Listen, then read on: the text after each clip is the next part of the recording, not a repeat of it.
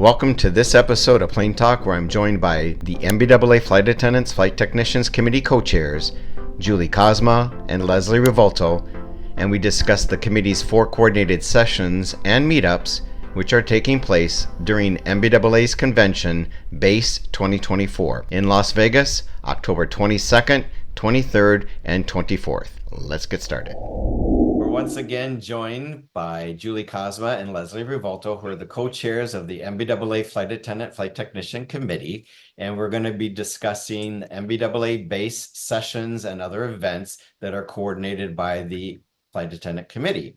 So, welcome, ladies. Hello. Thanks for Scott. meeting me. So thanks Thanks for having us again. My pleasure. So BACE is coming up, and so as we've done the previous, I think, 2 years, we're going to discuss how the sessions are coordinated by the committee, as well as other events that are taking place that are corporate flight attendant focused. So starting on Monday, you do have a committee meeting that's open to the public, correct? Yeah, I think it's so Monday. Normally, the meeting used to be after BACE, which we decided to move it before BACE this year because things obviously get a little hectic towards the end and everyone has to kind of bail out. But we will have an open meeting. It's a committee meeting where we're going to review and just, kind of review the overall structure of BACE and everything, make sure we've got everything wrapped up with that. But it's also open to anyone who wants to join, and especially anybody that might potentially want to be a committee member. You're welcome to sit in and kind of see, how we are going to review our program for BACE and talk about, just internal committee stuff. So that'll be Monday morning from 9 to 12. If anyone happens to be in Las Vegas early, you're welcome to come join us. Out of curiosity, people that are interested in what the Flight Technician Committee does, how many members do you currently have? And do you know the percentages of cabin crew versus vendors? Yeah, so right now, actually, right now we're about 50-50 vendor and flight attendants. We sort of like to be 60-40, more so cabin crew. And then vendors, but having vendors and flight attendants or flight technicians for that matter as well. It gives us a good perspective, from all different avenues. We're actively recruiting right now and accepting applications for anybody who is interested in applying to the committee. And a good opportunity to see exactly what we do is to come to the meeting and hear the discussions and things that we do behind the scenes and behind BACE as well. Excellent. Thank you. And so that will take us to then Tuesday, day 1 of the convention. And I know you all are coordinating a coffee social meetup the morning before BACE starts.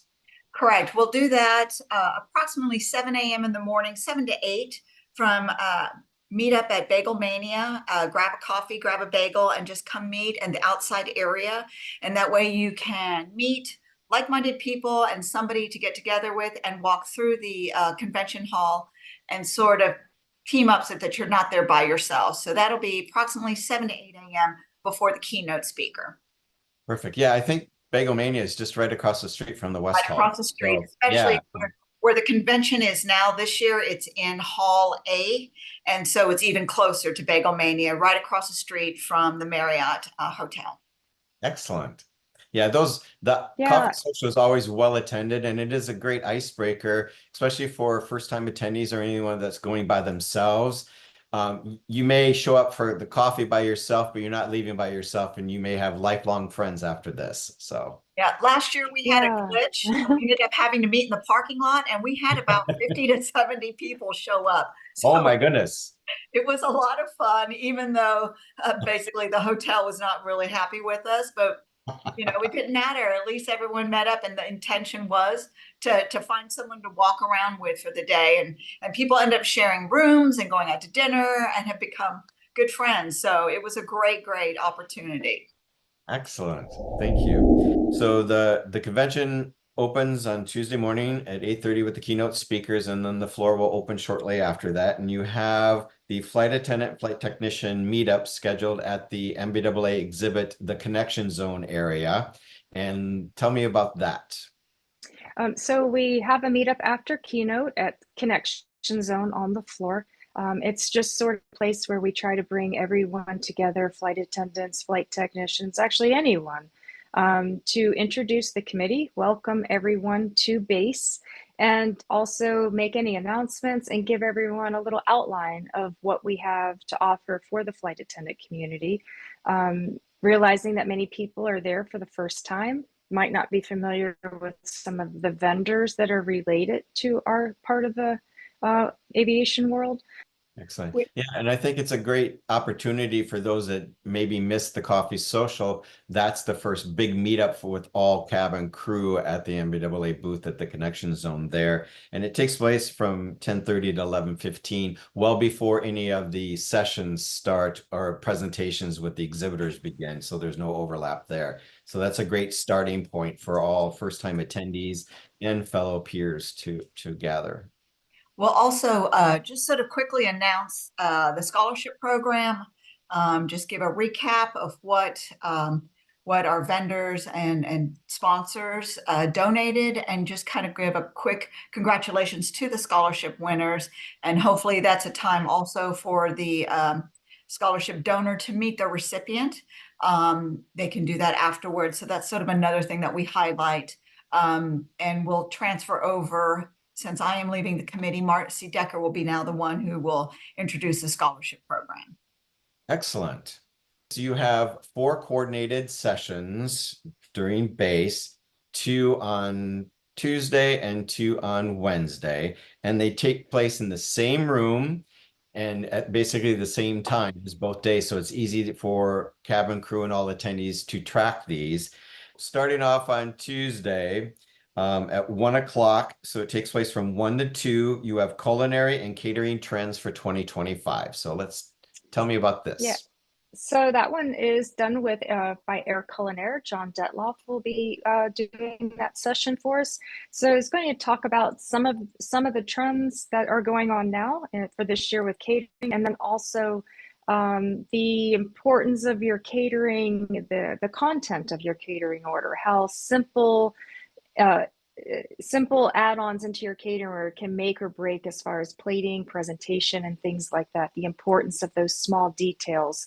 I think John is also going to try, it will be a live demo, and he's also going to try to show the difference. For example, if you have 8 passengers in an hour and 30-minute flight, you obviously don't have the same capabilities as if you only have 2 passengers in an hour and a half flight. So also going to try to highlight the differences on how can you present the best you can based on your circumstances. Could be possibly the same chicken dish, but what do you have, how do you have to modify things when you've got a short flight and a heavy passenger load compared to, what can you do in reality when you have 2 passengers and 3 hours on your flight? So big difference. I think that stemmed from what we see so much on social media, these elaborate, beautiful platings and table settings and stuff, which are amazing. But the reality is an hour and 15-minute flight with 8 passengers, you are limited. That's not really going to happen. So yeah, basically this session is about trends and the importance of your catering order, the smallest details, how to really elevate it and make it something amazing, even something as simple as perhaps a simple grilled chicken dish, right? So that we're really looking forward to. It's going to be really interactive with live demo going on at the same time. So yeah, I think that'll be a great way to get everyone started. Excellent. Thank you. And then the next session takes place 2:30 to 3:30, and that's cabin safety best practices, a conversation with flight and cabin crew. So this one's a meaty one for all of us and a passion project for many of us to have this conversation. I'm moderating this session, and we have a panelist of 4, including Julie. And Julie, you want to share a little bit about it, and then I'll chime in too? Yeah, I think so. So this is really important. As far as our 4 sessions are concerned, yes, we generally gear towards catering and things that are flight attendant centric, but this is really important to safety. It's the part a lot of people don't want to talk about or they want to tune out, but we've seen so many events this year. Not even just whether it's commercial or corporate. There's been a lot of incidents happening in flight, and a lot of things that don't even make the news, for example. And I think we would probably see that quite a bit in our part of the world. And I think for you and I, that's been a big thing for us when we talk about the seriousness of the job. I think the difference in corporate aviation, as we know, we are the only person in the back of the cabin. If you're on and many airplanes don't even have cabin crew. So I think it's time, it's long overdue that we talk about thinking of a cabin crew member, and not even just a cabin crew member, but a trained cabin crew member, of the difference that that makes. It's not required on the airplane. We are not required to be on the airplane. We're not even required to be trained and be on the airplane for that matter.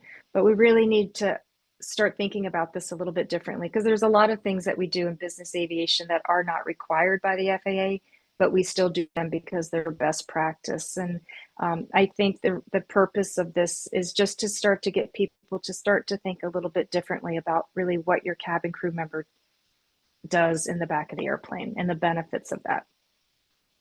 Yeah, and I'm very much looking forward to this session. And the panelists, we have two corporate flight attendants, yourself and Marcy Decker, who's also on the committee. And we have two pilots, a senior director of aviation and a captain. And it's a conversation, an important conversation we're all going to have amongst the panel and the attendees, because this is more like a grassroots effort to have these conversations, because as you said, we're not required on business jets. We cannot change the FARs. That's a hurdle that would be an impossible one to achieve, but we can influence standards and best practices with operations that do have cabin crew on board, of establishing some type of criteria for training and working with auditing programs such as ISBAO and BASC and Wyvern and Argus, creating dialogue and hopefully, influencing a added tick on the checklist for if you have cabin crew on board and they're cabin safety trained, they get a check to actually then elevate to the next stage or level of approval as some type of an accreditation for that. So it's a really important conversation to have. Like I said, we're not going to mandate and require flight attendants on every corporate jet, because that's an unattainable goal for sure. But we can influence, because back in, ISBAO launched in, I believe, 2002, but it really came to forefront after the Platinum Jet accident in Teterboro and in 2005. And then it's really built the momentum globally for 91 and 135. So whether it's private owner or charter global, it created a safety culture. And with the 3 stages, and a lot of these flight departments are very proud of when they obtain these stages. And, it wasn't required. It was basically like getting, a hotel rating type of thing, but they could then, promote themselves as safety compliant flight operation, whether they're private or for charter. And it really changed the dynamic of our industry. And so we're committed in this, and this session's only an hour long. This is just tipping the iceberg of this conversation and this momentum we need to have, because of, as you said, recent events have proven that having trained cabin crew on board saves lives. And that's been a hurdle in many years past, is that we haven't had that documentation to justify our root cause for the justification of the third crew member. And Lesley, you wanted to add something? I think it's important we bring these conversations not to just flight attendants, but to aviation leaders, directors, chief pilots, other pilots that have some influence over the flight departments. We always talk amongst ourselves how important it is that we are on board. However, that conversation has to be with others within the industry. And by having these sessions that have an aviation director, a chief pilot, flight attendants, cabin crew, bringing them into the discussion widens that audience. And that's what we need to do, and start slowly building. And over the years, you can see where there have been small changes. It's little steps, but we're working towards a goal of having a crew member, trained crew member on any aircraft that is large enough to support it. Absolutely. And that's why we were quite focused to have a mixed panel with that intention, because, you know, I've done several sessions, and it's just, we're preaching to the choir when we're only talking amongst those flight attendants. We all know it, but it doesn't go to any next level. With the caliber of our panelists attending, that's going to draw an attendance too of a good mix, because we do need the industry leaders, but also the auditors, the representation from all these auditing programs to attend, so we can start this dialogue. And, you know, and that's where, you know, like I said, it's a grassroots effort, and we're committed this time because we've got the momentum and we've got the statistics to back it up too. But, you know, no matter what we do, you know, we need that support from a whole encompassing flight operation and have that awareness. Because there are a lot of cabin attendants that, you know, the flight operations don't require cabin safety training. But I can guarantee you, whether the clients are briefed or not, that, you know, Jane Smith is on board only for service. And then when an emergency happens, who are they going to be looking at? They're going to totally omit that, and we're going to be looking at Jane to save their butt. And Jane's not properly trained. And it's not Jane's fault, it's the operator. So, and that's where we tend to blame the non-trained cabin crew, but in essence, it's not their fault. But we have documentation of flight attendants, cabin crew that work for operators that don't provide the training, but they took the initiative to train themselves, because it could be their own butt that they're saving too. And, you know, I have the utmost respect for people that do that. I mean, it's so easy to say, oh, you don't really need to be trained. You just need to do some culinary classes. Again, that takes away really from the job that we're doing on board. The starting to really think about like what we do for training, or operators don't want to train the flight attendant. They don't want to pay for the training. I mean, we really have to look ourselves in the face and realize that the training for cabin crew emergency procedures is pretty darn minimal in the scheme of annual budgets on airplanes, and the payoff can be substantial. With myself and my counterpart, who will be on this panel, we have both. She has experienced a full-blown preparation for an emergency in the aircraft. I've had a medical emergency, and we can both attest to the fact it just clicks. It just happens, right? When the event starts, you just go into that mindset, and that's what training is all about. It really is. And I think we really need to start thinking of this small dollar amount investment that you make into your cabin crew, and what is the payback for that at the end. Because I can tell you for sure, the definition of an accident is something that was not planned. No one leaves their house and no one leaves their hotel room knowing what's going to happen to them that day. So yeah, it's just to think about it differently. Yeah, and as you say, we don't need the FAA to tell us what's a best practice. We just don't. But I hope that we can start a good conversation with those that do hiring or make the decisions in flight departments to start thinking about the position a little differently. Yep, service is the big thing that we do 99.9% of the time, but it's that 0.1% that you better have your game on if it happens. So right. I hope that, and I hope this session will also, we bring our flight attendants into this session, because I feel like I want our community to know you have a really important job on that airplane. It's easy to get caught up in the fluffy and the catering part of things, which is again a big part of our job. But I would like to say to all of our flight attendants and flight technicians, your position on that airplane is extremely important, and it's nothing to be taken lightly. Exactly. It's like, you know, seeing social media, we see all the beautiful setups and everything. I'm like, you know what? I would love to see a pre-flight. Just someone checking equipment just once. It's not as exciting and pretty, but it's the reality and the much needed task that needs to be done before the setup. So, and it's that delicate balance that we do in our careers for sure. And, you know, in the last few years, it's shifting back, but we, you know, hospitality and service and etiquette and all that is paramountly important to your career. However, more paramountly important is cabin safety, and that never ever should waver. It always should be forefront for sure.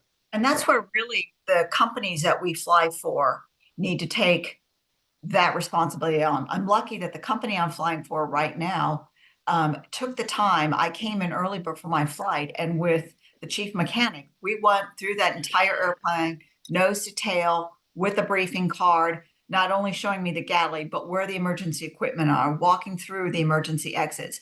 And that is quite uncommon in a lot of operations. A lot of times as a contractor, you're asked to show up 30, an hour and a half prior. Getting access to the aircraft before you actually fly on it is something really rare. And so that's where I think we can start appealing to companies that use contract flight attendants, especially somebody that's not continuing on their roster, to take that extra time and educate their flight attendants on the equipment, the aircraft, and the emergency equipment that is on the aircraft, so that you have at least a fairly informed idea of what kind of equipment you're working on that day.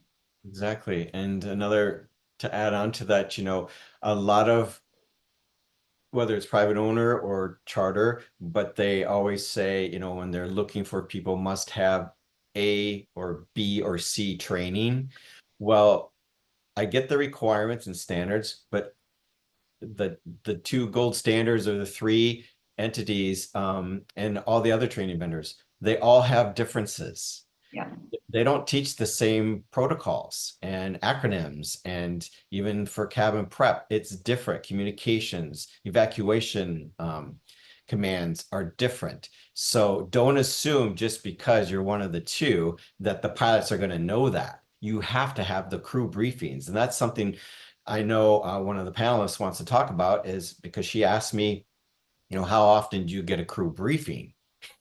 And I guarantee you most corporate flight attendants are going to say never, because those are the assumptions that shouldn't be happening, because when there is an emergency, like Julie, you said, that's the thing. Most of these operations have plans for a forewarned emergency. Okay, we have this happening, do a cabin prep.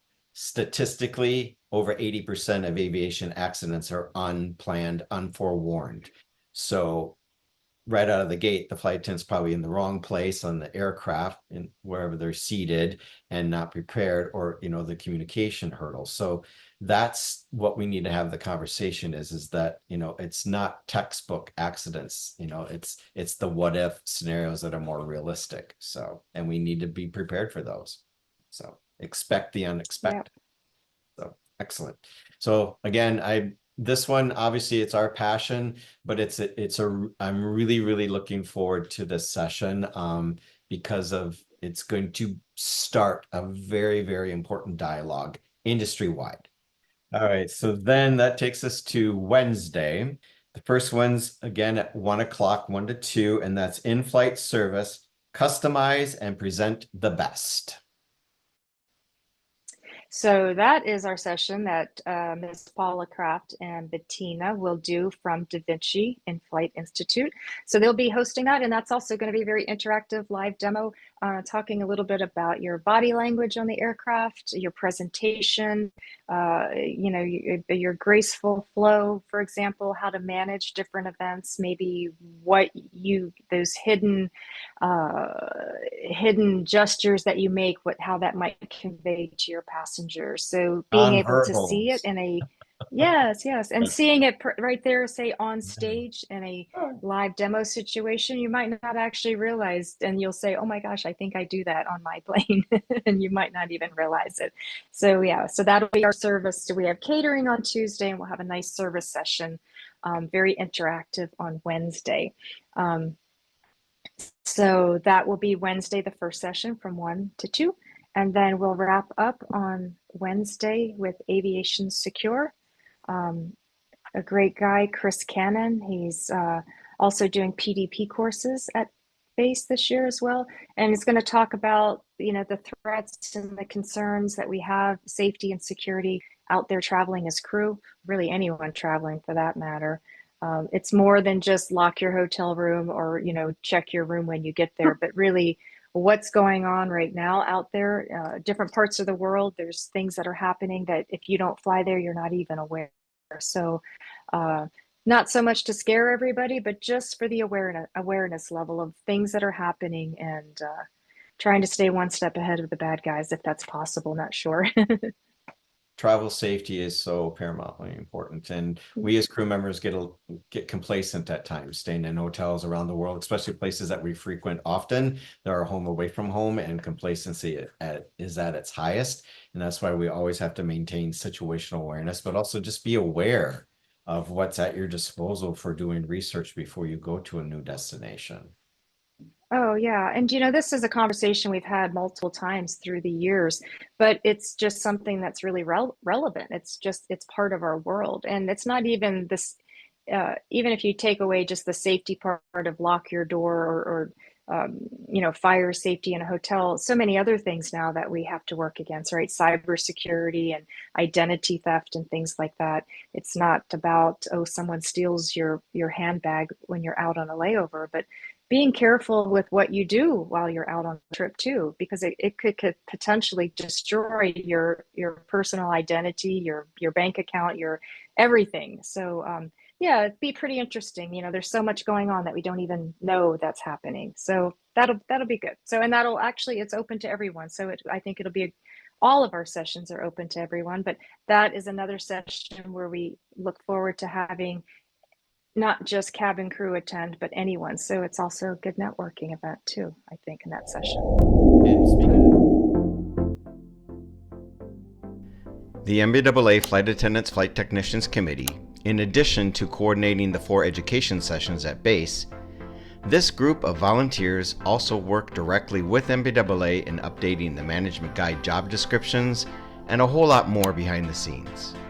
They also coordinate the NBAA Flight Attendant Flight Technician Scholarship Program, which provides monetary and training scholarships annually.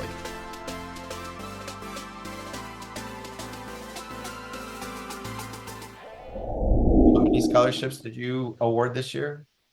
We did 22 scholarships this year. So it was and we had a lot of applicants, 91 which was applicants. good. So that, obviously, Wow. yeah, a lot of interest in the program. Yeah, a lot of interest in the program. Also, we had some new donors this year, which was great to add to the program. And again, a lot of training awards and then monetary awards. So whether you want to use that for recurrent or maybe culinary training or leadership training or something like that. So it's free money. I can't campaign enough for the scholarship program. I've won scholarships 3 times in the past. It's a small amount of work, and someone is giving you thousands of dollars to enhance your career. It just takes a little bit of effort. So congratulations to them. One of our changes that they made this year was the questions that we asked for the applicant to write was more about a story. Tell us about your career path, your journey. And that made for some incredibly interesting reading. And it was really an opportunity for those of us as graders to get to know the applicants and to feel like we have a little inside view into the story on how they came about aviation. And everyone's routes are so different, but we've all ended up in this industry. So that was one change that we made as well. This year we had some relatively large monetary awards. So we were able to reward a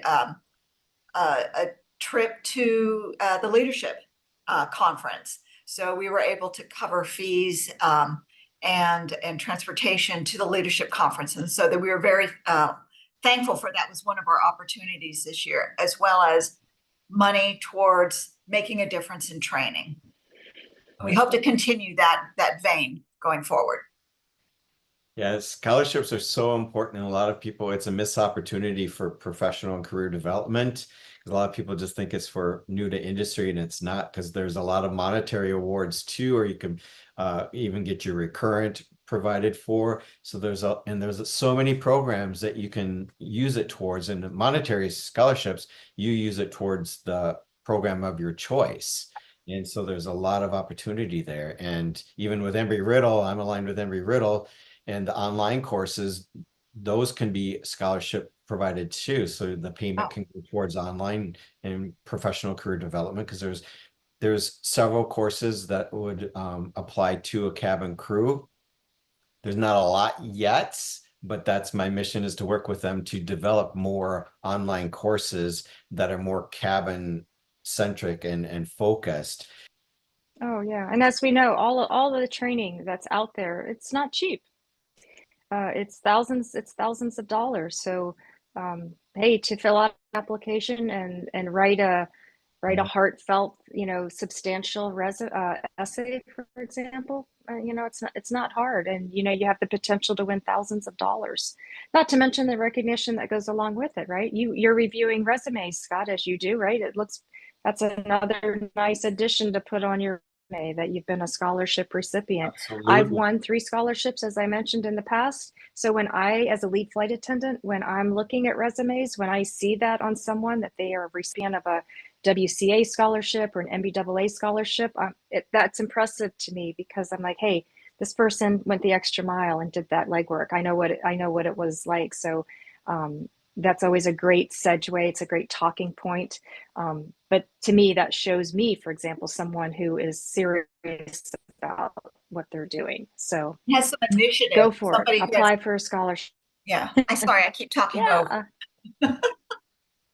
But it's true. It's You my never know Wi-Fi, you unless you guys. apply. I'm probably So yeah, Yes. you have to apply, and it's just an essay and 2 letters of recommendation in your resume for most all of the scholarship. That's usually the standard, but it's well worth the effort for sure. Anything else to add? Until then.